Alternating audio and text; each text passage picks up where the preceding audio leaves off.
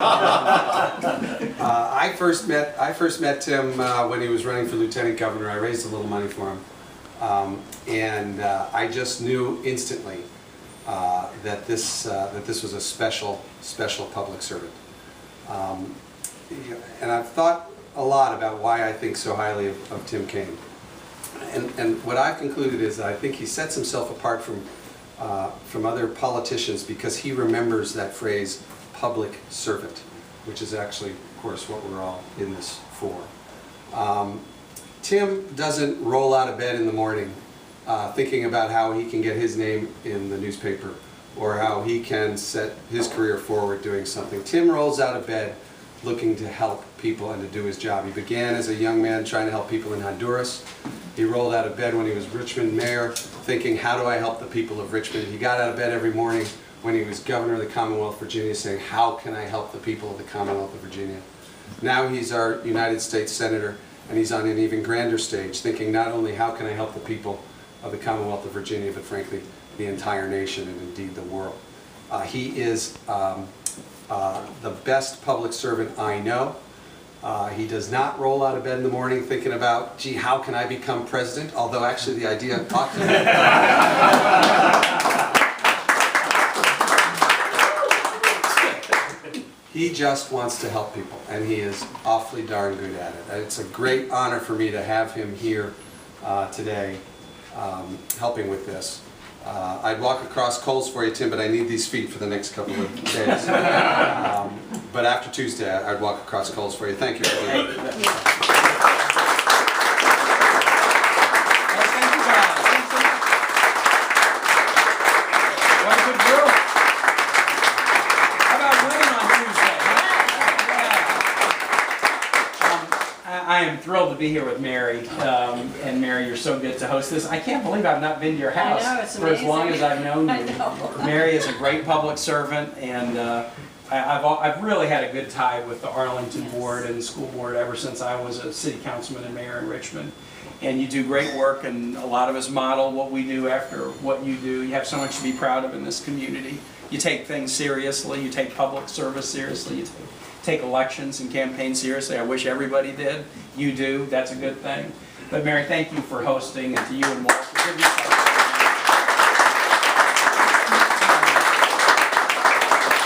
and a lot of great friends here. Some of you know I have two wonderful people from my team here. My Chief of Staff, Mike Henry, many of you know. And then Corinne Charles Dongo, who works policy, have a super team, and we are really excited, all of us, Rip, the whole team, to be here for you. I met Rip when I was running for lieutenant governor, and it's hard to believe that was in 2001. I've now been in elected office for about 20 years, over 20 years. But it was 13 years ago that we met. And he was a young lawyer and deeply engaged in virtually... Still a young lawyer. Still a young lawyer. Still a young lawyer. And together with Beth, these guys have been deeply engaged in, you know, every kind of civic committee, parks, education, transportation, ethics. I mean, these folks are very deeply engaged in the life of their community. 4 kids who come up in the public school system here in Northern Virginia. And I have kind of have a study that I do because I've done so many events over the last 20 plus years with and for people all around the Commonwealth, and then as DNC chair all around the country. And you know, I have a kind of a short list in my mind of people who I hope will be in elected office one day, a very short list, and I've always had Rip on that list from the very first time I met him.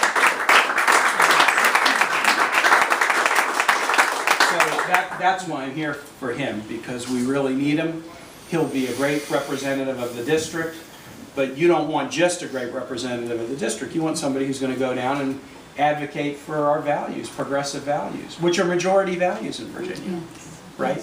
Yes. I mean, we know they're majority values because look at who the 2 senators are, look at where our electoral votes have gone, look at our statewide office holders, but they're not the majority values in the body where Rip is going to go serve. Because of the gerrymandering that exists, you have to depend upon what is now a fairly small minority to articulately and loudly proclaim what are the majority values of the Commonwealth. The majority depends on this minority in an odd way. Going into the Democratic caucus in the House of Delegates is a very difficult job. when I was governor, I got a chance to work, you know, Mark and Alfonso and you guys, I got a chance to work with the Republican majority in the House, and it's tough. Gerrymandering has constituted that House in a way that is not representative of Virginia majority values. Equality of all, you know, people should all be around the table of Commonwealth together. Rip is going to go and advocate those majority values in a body where they are not currently the majority, but persuasive advocates like Rip can make them the majority. And so that, again, is why it's so important that we send you to do that job. Just maybe one last thing to talk about the point Rip made about this voter suppression deal. This is really, really serious. I'll tell you a story. My father-in-law, Linwood Holton, was governor of Virginia in 1970 to 74. What made him decide to run for office was he had been, grew up in Big Stone Gap, a part of the state that is often, you know, kind of considered second class, and he absorbed that, I ain't second class anything growing up, just because he was from the coal fields of Appalachia. But he went and he fought in World War II. He was in the Pacific as a submariner. He came back at the end of World War II, and right after he came back, there was a gubernatorial election, and a guy named Bill Tuck from Halifax won the gubernatorial election. And in that election, Tuck got the votes that basically equated to about 8% of eligible adult votes.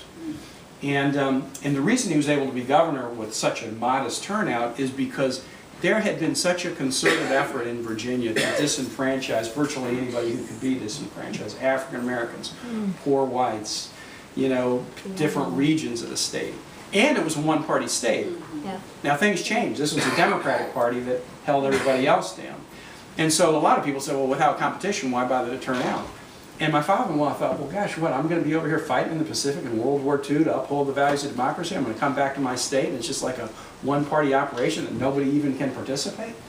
And so he made his passion trying to promote participation, which for him meant building a two-party system so there would be competition. Well, how times have changed. My proud Republican father-in-law is still very Republican, only votes for Democrats these days. And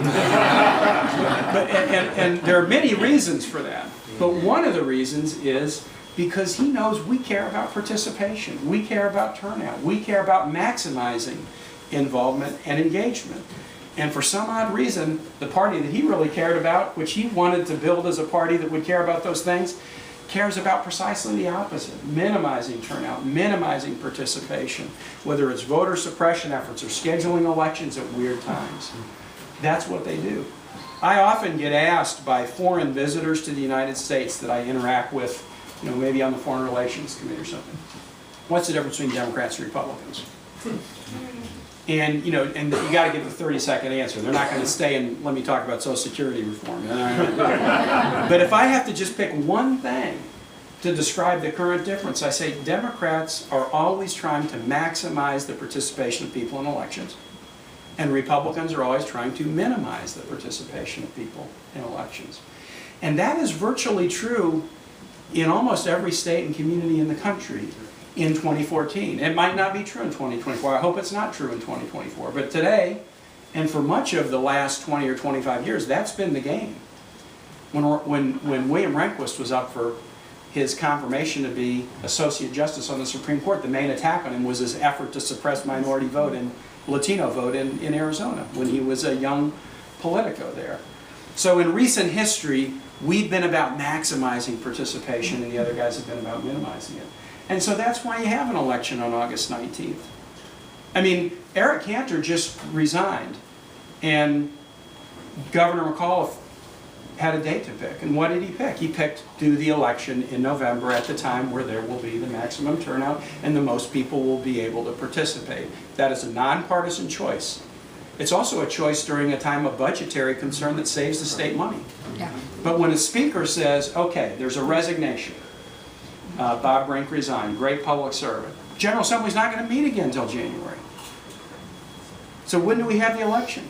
Have it in November. More people participate. Have it in November. It saves money. We still have a budget crisis. The natural thing is to have it in November, but they don't. See, we're so used to this that it doesn't even bother us. We're kind of just used to that's the way they do. But my argument would be that it is the worst kind of political corruption to do this. It is worse than corruption that lands you in a trial somewhere. And I'm serious. This kind of corruption is the worst. Doing things intentionally to try to minimize people's participation in the choice of their leaders is the worst kind of political corruption. And so it happens a lot and we kind of get used to it, but we shouldn't get used to it. And there's only one way to beat it.